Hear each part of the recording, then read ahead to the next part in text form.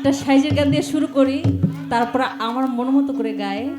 এখান থেকে অনেকগুলো গানের রিকোয়েস্ট আছে, তার মধ্যে থেকে গায়ে। আপনারা যদি ধৈর্য সহকারে শোনেন, আমি চেষ্টা করব।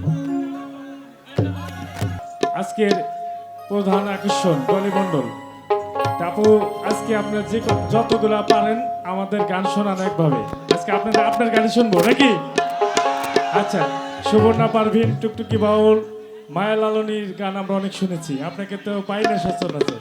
তো আজকে আপনার গান শুনবো, আপনি গান। এইভাবে ধরেন না আমারে, কারণ গান আপনাদের সবারই গাওয়া লাগবে, খালি আমি একা গাইলে হবে না। গাইবেন তো?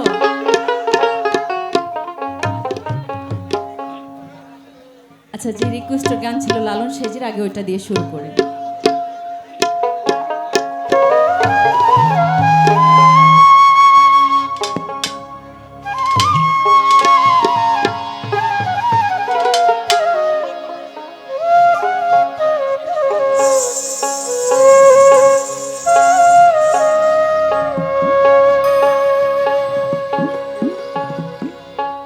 মনামা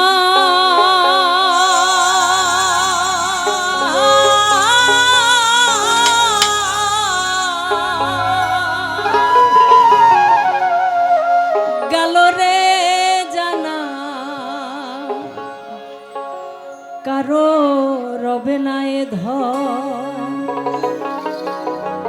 ও জীবন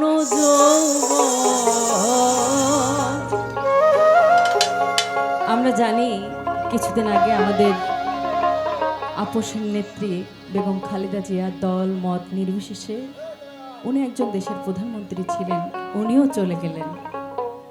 আসলে এটাই বাস্তব যে আমাদের আমরা ক্ষণিকের জন্য এসেছি, কে কখন চলে যাব আমরা কেউ জানি না। আমি এখানে দাঁড়িয়ে আছি, গান গাইছি, পরের বাক্যটা আমি আবার গাইতে পারবো কিনা তাও আমি জানি না। তো আমরা সৃষ্টি শ্রেষ্ঠ জীব হয়ে আল্লাহ সৃষ্টিকে যদি আমরা ভালো না বাসতে পারি, তাহলে আমরা মানুষ হিসাবে পরিচয় দেওয়া আমাদের আসলে সাজে না। একবার শহপুরে